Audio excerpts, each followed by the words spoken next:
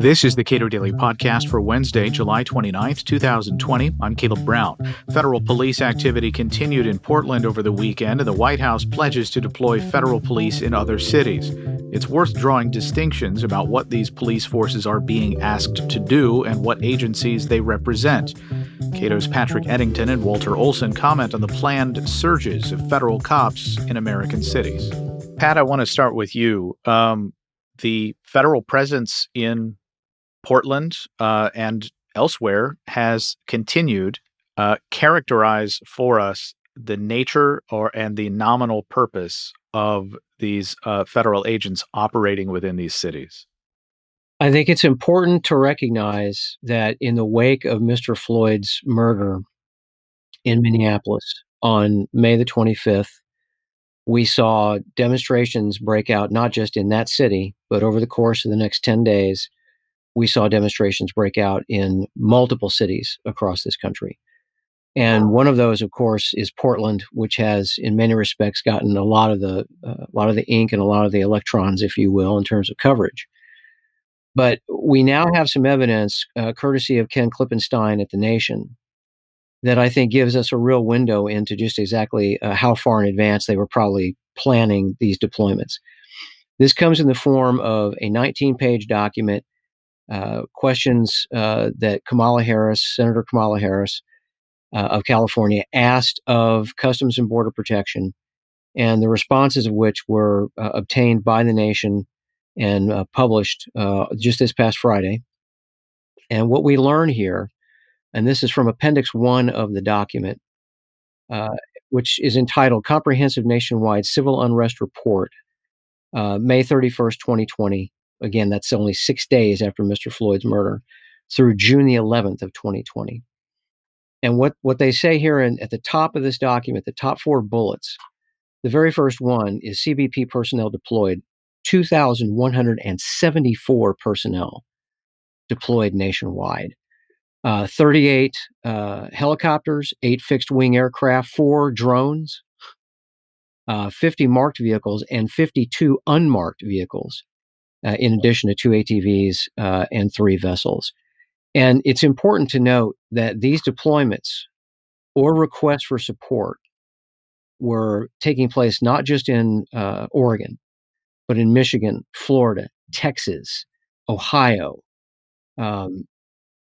multiple additional states, New Mexico, New York State, Louisiana. I mean, I could continue for several minutes, but I think you get the flavor. This is a massive deployment. This is just of CBP. And to kind of give folks a sense of scale, CBP, at my last count, had a little bit over 20,000 active agents. So you're talking about over 10% of CBP's total manpower being deployed for these protests. One of the other things that I found deeply troubling about this particular document is that with respect to the air support that was being provided, this was referred to as ISR. That is a military abbreviation for intelligence, surveillance, and reconnaissance. And they were billing this for safety and awareness purposes. But anytime you see a military term like that in a domestic context, a military intelligence related collection term and activity in a domestic context, that is extremely alarming. And what I also found alarming today was something I saw on Twitter that seems to indicate that the president now plans to send, quote, reinforcements, end quote, to Portland.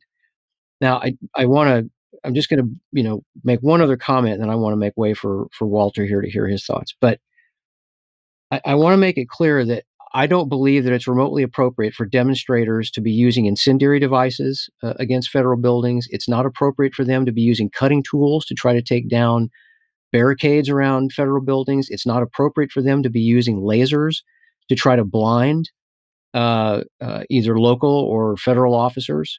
The Associated Press has got a lengthy story out about this, and I take their reporting at this point at face value. I don't believe that the vast majority of demonstrators are engaged in that kind of activity, but anybody who is engaged in it needs to knock it off. They need to knock it off immediately. That is not appropriate. That is not a First Amendment protected activity. And above all, what it does is it undermines the legitimate peaceful protests that have been taking place across all these cities.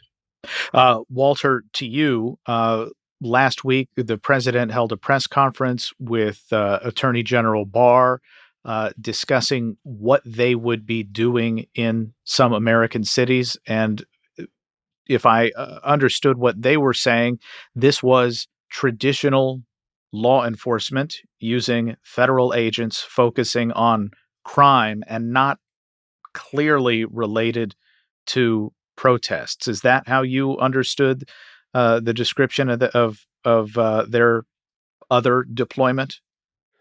That is how they described it. And there has been confusion, and I would say confusion fomented by both sides, as it were, of this debate sometimes about whether this is an extension of what we've seen in Portland, whether it's Portland everywhere, as I call it, or whether it's a separate program using different uh, legal bases, different personnel, different methods.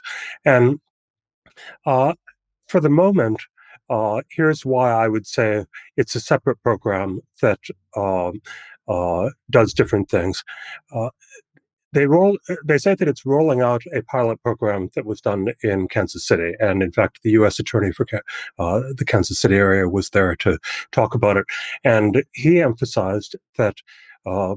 They weren't getting into street policing. Key difference with Portland, where a lot of the flashpoint of controversy has been, what are federal agents doing in street policing? He said, to the extent that they will even show up at arrests, they will be highly identifiable for what they are. Again, another key objection that many of us raised to what was going on in Portland.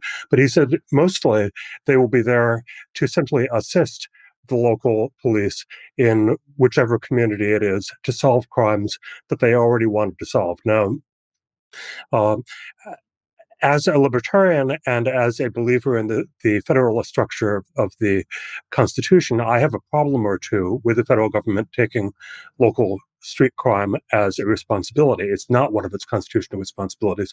Nonetheless, that particular unconstitutional horse got out of the barn way before this administration, and various administrations have been doing that general kind of thing for decades now. They have been doing surges where a city has had significant street crime. That part of it, if objectionable, is at least not very new.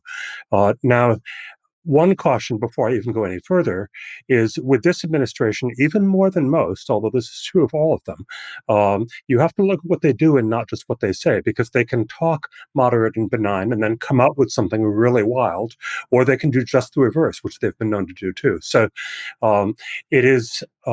There is some reassurance to be gleaned from the things they've said. One of the other key things they've said, not so much a constitutional issue, but politically important, is that in Chicago and Albuquerque, the first two cities that they are rolling out the Kansas City program to, and also I believe in Kansas City, they are doing it by cooperation with the local governments.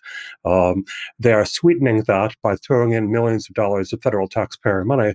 Nonetheless, they have that explicit cooperation.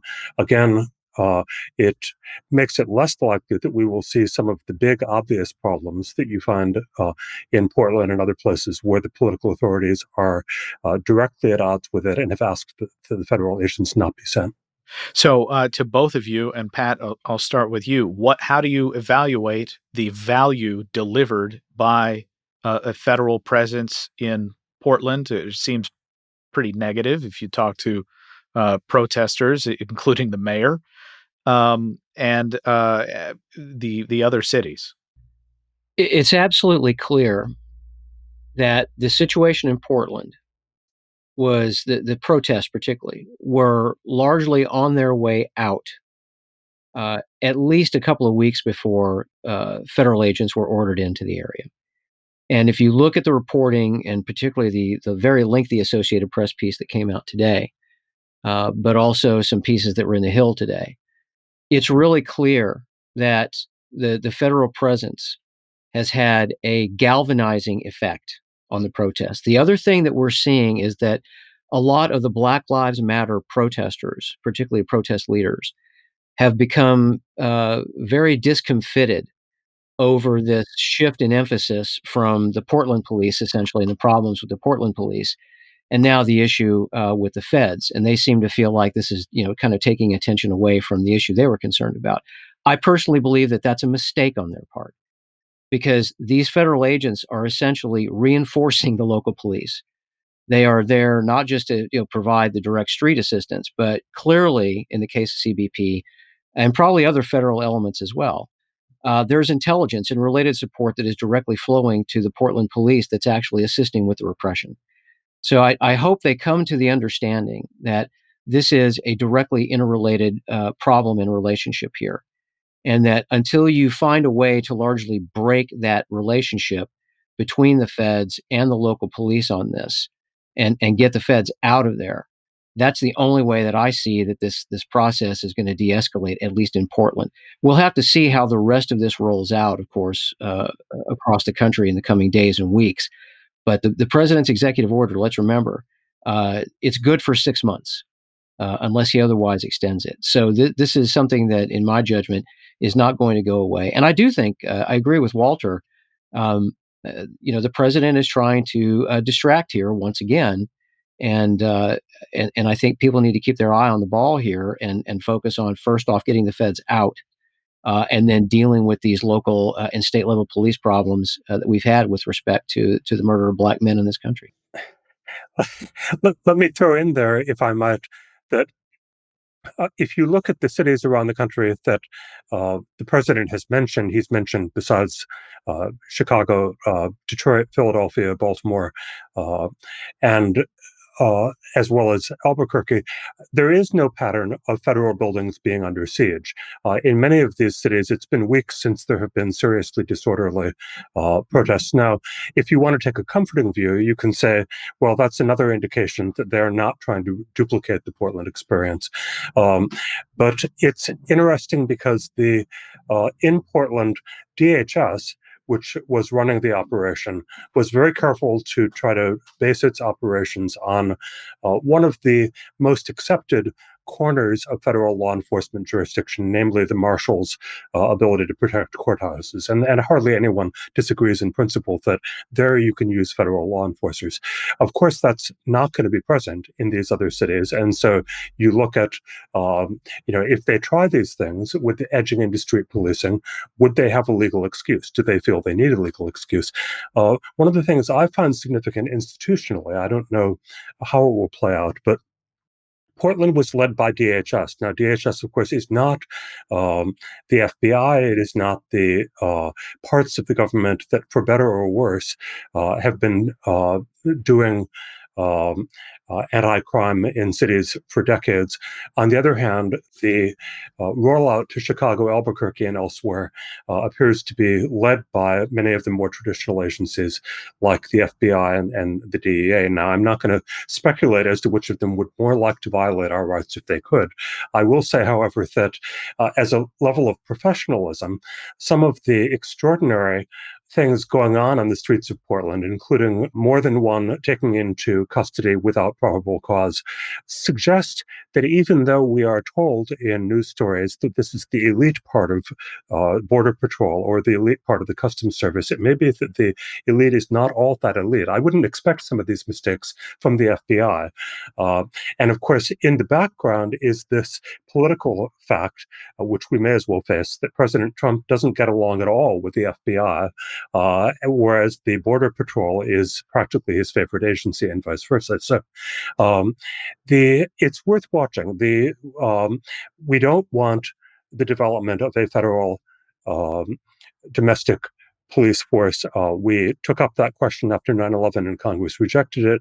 And we, especially with a cherry on top, don't want with the personal loyalty to the president among the different evils of having one. So we'll be watching that as it plays out. I already think just from the very first day that the statement that came out of the FBI on it sounded much more like you would have heard from law enforcers for several decades than the statements that have come out of DHS, which sometimes leave leave me scratching my head saying, don't they realize why they're being criticized? Don't they realize what the courts will say? Some of these very, very basic questions about pronouncements from law enforcement agencies. The FBI, whatever its fault, gets that and tends not to say things that are absolutely loopy from the standpoint of court or public reception. Walter, I'm going to ask you, and then Pat, if you wouldn't mind, also answer. To the extent that governors, I saw the mayor of Chicago talking about how she would do everything she could to prevent federal agents from, I think in her view, usurping local authorities. But to the extent, and mayors don't have a whole lot of sway.